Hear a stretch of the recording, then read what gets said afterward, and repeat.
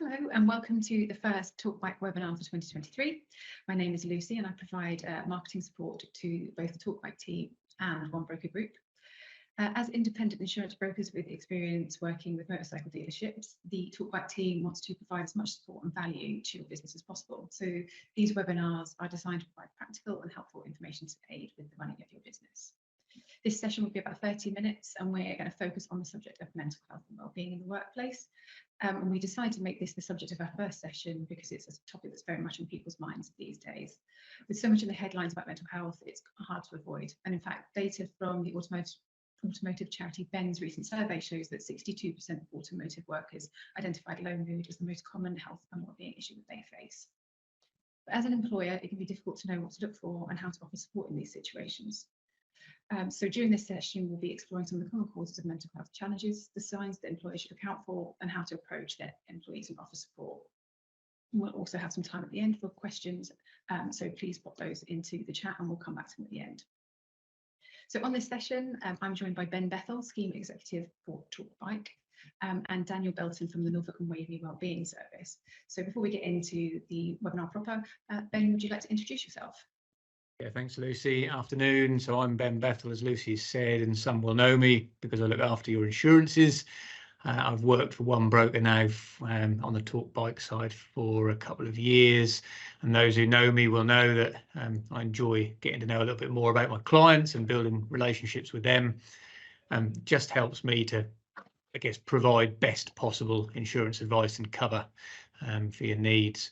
So I'm also passionate about motorbikes, and unsurprisingly, I'll happily talk to anyone about motorbikes for as long as you want, about all sorts, everything from I've got a C90 in the garage right through to Fireblades and Blackbirds, and most recently enjoying a purchased ADV 350, which I'm using for commuting, certainly the most practical of the current stable. Thanks, Ben. And Daniel, would you like to say a bit more about who you are and what you do to set the scene? Yeah, sure. So my name is Dan and I am a psychological wellbeing practitioner with the Wellbeing Service, part of the Norfolk and Suffolk Foundation Trust, so an NHS service. So psychological wellbeing practitioner is a bit of a sort of long-winded job title, doesn't really say a great deal about what it is I do, but essentially I'm trained to help support people with common mental health problems like depression, anxiety, mostly using CBT, cognitive behavioural therapy based tools and techniques. And that goes from sort of individual one-to-one therapies over the phone or face-to-face, but often I sort of get out and about and do sort of presentations around sort of well-being in the workplace, which is how I think I ended up doing this today. It sounds really interesting. Yeah, it's great work. I really enjoy it. Thanks, that's great. So to set the scene, Dan, could you maybe explain some of the most common causes of mental health challenges in the UK today? Yeah, look, I mean, so mental health difficulties caused by a wide range of factors, of course. There's no one single factor, mental health difficulties. Some people will have more of a genetic predisposition towards mental health difficulties. Studies show that certain conditions in particular do tend to run in families. Part of that is genetics. Obviously, part of it is due to upbringing. So, that early family environment will often teach us not just lessons, the general life lessons about how we sort of eat and conduct ourselves but also sort of how we conduct ourselves as human beings, how we relate to the world. So that can relate to sort of future difficulties around depression and anxiety. There's obviously life factors, what's going on around you in your environment at the time. One of the things we look at in wellbeing is often sort of a bit of a metaphor of stress being a little bit like an old-fashioned set of weighing scales. So on one hand, you've got your resources, so your time, your attention, your money, and on the other hand, you've got the demands on those things. So work, family life, family commitments, hobbies and things that you do for fun. So hopefully most of the time those demands, those resources are more or less in balance. But if there is an increase in the demands or a decrease in the resources, there's that imbalance that creates stress. And one of the sort of responses to stress can end up being a development of anxiety or low mood or other difficulties. It sounds sort of multifaceted, and there's lots of different, as you say, things to weigh up. But given the current news cycle and trends, are you seeing any changes due to the current economic climate with people requesting help? Yeah, I mean, for sure. I think, again, I suppose going back to that old-fashioned set of weighing scales, finances is going to be one of those resources, isn't it? And so an extra demand on those resources is going to create that sense of stress for a lot of people. And I think actually the media coverage of it is not always helpful. I mean, sometimes it is, sometimes it gets that sort of helpful practical advice and support, but sometimes it does create that sense of worry or uncertainty that then can feed into anxiety. So worry, anxiety is often perpetuated by this feeling of uncertainty or difficulty dealing with uncertainty. The more the world is in sort of an unsafe or uncertain place, the more anxious people can become. So it's often not the sort of first thing that people will say to us when they're coming into wellbeing, but it is, you know, commonly things around financial stress is something that is mentioned quite a lot more when we have those sort of initial contacts with people and they're explaining their difficulties. Yeah, definitely. And I guess as well, sort of things like war in Ukraine as well, sometimes just creates that, again, that sense of uncertainty, that sense that the world is a little bit unsafe, and that can feed into that anxiety. So yeah. And we've certainly had a lot of that with COVID and the last couple of years. I'm sure it's building. It's another factor. Yeah. Anxieties that people already had. Yeah, absolutely. I mean, for sure. And I think the sort of long-term effects of COVID are still emerging, particularly in children and adolescents who had a terribly difficult couple of years where they were isolated from those normal routines and that normal psychosocial development of interaction with peers. But of course, it's not just children who were affected by that. Everybody's routine was disrupted by COVID. And what we know is that as human beings, we thrive on routine, we thrive on structure. And that disruption to our normal sort of coping mechanisms was, yeah, had a real difficult impact on how people are feeling, and the effects are still being felt, I think, on that. Yeah, it's got a long tail effect that's going to last for probably years and years. Yeah, definitely. And when it comes to wellbeing in the workplace, are there things that employees can look out for if they think that their employees are struggling? Are there any particular signs, for instance, that employees could take note of? For sure. So, I mean, it is worth noting that it's going to vary from individual to individual. Everyone's different, but there are some fairly common signs and symptoms of depression, anxiety. The thing to look out for really is changes to the way people normally present themselves. So tiredness and lack of energy is probably the most common symptom of low mood, of depression. So if people are sort of feeling really tired, or they're making some very frequent visits to the kitchen for a cup of coffee, then that might be a sign that they are struggling with that tiredness, that lack of energy. Of course, sleep disruption is very common with any mental health difficulty, both depression and anxiety. So sometimes people will struggle to get to sleep because they've got worries going around and around in their minds, perhaps, or negative thoughts. Sometimes people want to sleep more. They'll not get a restful night's sleep, or they'll feel that lack of energy and lack of motivation and want to pull the duvet over their heads. So sometimes if people are coming in late, and that's a pattern that people might not normally see. If a common one with anxiety is sort of checking, sort of reassurance seeking. If someone who's normally sort of confident is seeking more reassurance, or perhaps seeming a little bit more uncertain, and that might be a sign that they're suffering from a little bit of anxiety, perhaps. Struggling to make decisions. So when you're suffering from anxiety, that sort of fight or flight, that adrenaline's kicking off in your body. It interferes with your ability to think in a calm and logical way. So that's why people sort of run around in a little bit of a flap sometimes when they're feeling quite anxious. So yeah, if people are struggling to make decisions, then that might be a sign of anxiety, perhaps. That's really interesting, because I think certainly we're talking about sort of the motor trade and the motorcycle industry is very male dominated. So being able to maybe spot those signs is probably quite helpful for employers if they think that someone's acting a bit differently but don't necessarily know why. I mean, the other thing is that sometimes people will not necessarily realise that they're suffering from stress or anxiety. Sometimes it actually helps to have an external person say, you seem a little bit stressed at the moment. Is there any particular reason for that? Because often it's those physical symptoms that people will notice first. You know, they'll notice that they're having headaches, or they're feeling really tired and lethargic, and they won't necessarily connect that with feeling a little bit anxious or feeling low.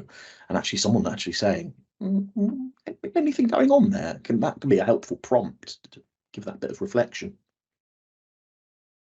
And actually, you've sort of preempted my next question, which was going to be, you know, what could employers do if they suspect someone is struggling or is facing challenges? What are the typical steps that you'd recommend? I mean, it's really tricky as an employer, I think, because the last thing you want to do is sort of single someone out and sort of go. But actually, with mental health, you know, it's important to be open to having these conversations, you know, on a personal level as much as a professional level. And I always say, don't ever be afraid of approaching someone. You know, try and make it as informal as possible if you're worried about how someone might react, and just, you know, say, you know, I've noticed X. I've noticed that you've been a little bit tired recently, or you've seemed a little bit tired recently. How are you feeling? Is anything in particular going on there? And open up that conversation. It might be that people don't want to talk. That's perfectly natural. And often the case. Very difficult in sort of more male dominated environments, where perhaps sometimes the instinct is not to communicate about feelings, but actually opening that door and showing that it's okay to have these conversations in the workplace environment or anywhere is really important. And obviously you work for the Norfolk and Wellbeing Wellbeing Service. How can sort of teams like yours help people who might be struggling, and can employees maybe signpost that there are resources out there? Yeah, for sure. The Norfolk and Waveney Wellbeing Service is it was until recently called an IAPT service, an Improving Access to Psychological Therapy service, but I think they decided that was one too many acronyms, and so now it's an NHS Talking Therapies service, quite recent development. But there are NHS Talking Therapy service across every area of, or at least across England and Wales.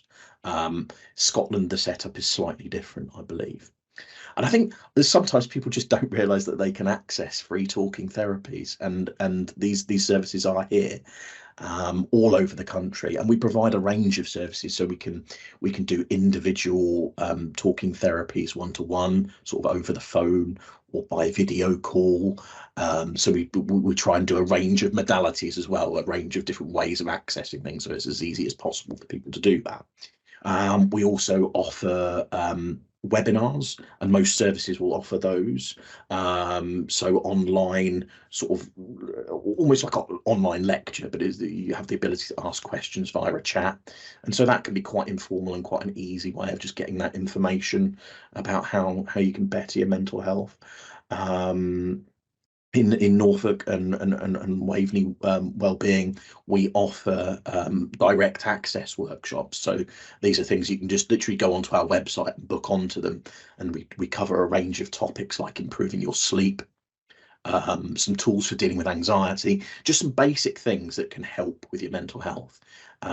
Because what we know is that if we improve one sort of area of our lives, even just a little bit, that can have a massively beneficial impact on other areas of your life. Take sleep, for example. We all know if you have a crummy night's sleep, you feel pretty rotten the next day, and that can really affect you. But if you have do some sort of fairly basic things to improve your sleep, that can have a massively beneficial effect on how you're feeling. So I'm not entirely sure I answered that question. Did you referral? So, but generally, people can refer themselves to these NHS talking therapy services. That's another thing to be aware of. You don't necessarily need to go to your GP. You can refer yourself, usually online or over the phone as well. So you can literally just Google NHS talking therapies and your locality, and you'll find the sort of number for that particular service. We're all called slightly different things. They're not all called Wellbeing. Yeah, all slightly different names. Did I answer your question? Somewhere in there? You did. Thank you. And I think we've sort of touched on this before, is that I think there are sort of workshops that you can set up for employers as well. Is that right? Yeah, absolutely. I mean, I think that's, again, not necessarily a service that all NHS talking therapy services will offer, but for certainly organisations in Norfolk and Suffolk, we offer a wide range of face-to-face workshops that, as an employer or any sort of organisation, if you're a voluntary organisation, we could look at that as well. Go into schools and do successful study workshops in workplaces and do wellbeing in the workplace, or improving your sleep, or anxiety toolkit. Gosh, I was at the Women's Institute last year, did some workshops with them. That was really fun in the evenings, and got some tea and cakes out of that, which was good. It's always good. I like to be paid in cake. Why not? I mean, if you're there, it's kind of rude to refuse, isn't it? Good. One more, if I can. And we're obviously now in a situation where we're using this kind of forum far more. Is that something that is a benefit or a blocker in terms of discussions around mental health? It's an interesting one. I mean, I think people do have certain expectations around therapy, and they're not always sort of founded. I think there's always this sort of image of sort of a talking therapy is someone lying on a couch in an office with someone looking very professorial with leather patches on their jacket, and it's usually not like that. Actually, the evidence suggests that delivering therapy remotely, either through video call or over the phone or online, is equally as effective. The key is finding something that works for that individual, and so most NHS talking therapies will try and offer a range of options to suit the individual, because of course some people might think that they prefer like a face-to-face appointment, that face-to-face interaction.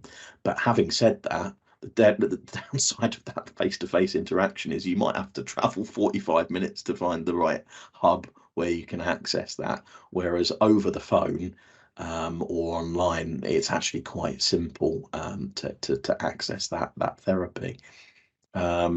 So yeah, it's actually we found is it increases the range of possibilities for people to be able to access that. Good, thanks, Dan. And we do have one question from the audience before we sign off. What do people do if they suspect that it's an emergency and someone's sort of maybe at risk of harming themselves? Do you have any tips for what would happen in that situation? Yeah, that is a really good question. So, I mean, what I would say is it's really not unusual when you are having difficulties with anxiety or with low mood to have sort of thoughts that life might not be worth living, or of hurting yourself in some way. So those thoughts in and of themselves, not necessarily something to worry about. So sometimes people really, really worry that, they have that sort of thought. If I'm driving along, I think, I could just drive off the road or something like that. Actually, those thoughts not necessarily a problem, not necessarily something to worry about. But if you feel you might act on those thoughts, if you feel unsafe, or if you feel someone else might be at risk or unsafe, it is really important to seek some support. The sooner you get the support, the better the outcome is going to be. We always recommend people contact their GP at their earliest possible opportunity. I realise it is really difficult getting hold of a GP sometimes, but in theory, at least, if you say, I'm having thoughts of ending my life or harming myself, you should be able to get an emergency appointment on the day. And it might not necessarily be the GP who's going to be supporting you, but the GP can then access those emergency mental health services, those crisis mental health services. If it's outside of your GP's business hours, NHS 111. So they will likewise have that ability to refer in to those emergency mental health services if that's necessary. Now, some people might worry about sort of being taken away by men in white coats at that point. Honestly, that is not what happens. It is much more helpful and well, hopefully helpful response at that point. There are other services, sort of talking services, like the Samaritans. So Samaritans available 24 hours a day throughout the course of the year. So 116, 123 to access the Samaritans. And if there's a sort of struggle, like that struggle picking up the phone, sometimes people don't want to see or speak to anybody. There's a text messaging based support line, a little bit like the Samaritans. It's called Shout. Again, 24 hours a day throughout the year, you text the word shout and you text that to the number 85258, and that can be a really helpful source of sometimes just offloading. Sometimes you just need to have that communication with people. So yeah, hopefully that helps. Thank you so much. That's really, really helpful. I think that will be helpful to lots of people. That sort of about wraps it up. We're almost bang on the half an hour. So just before we wrap up, Dan, where can people find out more about the Norfolk and Wavy Wellbeing Service? Easiest way to do it is just to go to good old Google and Google Norfolk and Suffolk Wellbeing, where you will find us. I won't try and give you the website address because, to be frank, I don't remember it, but there's loads of information available on our website.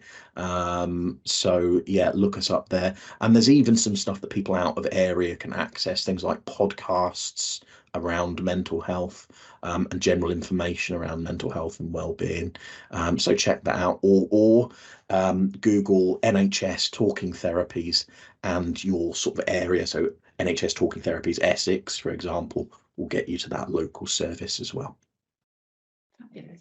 And Ben, did you want to just say where people can find out more about TalkBike?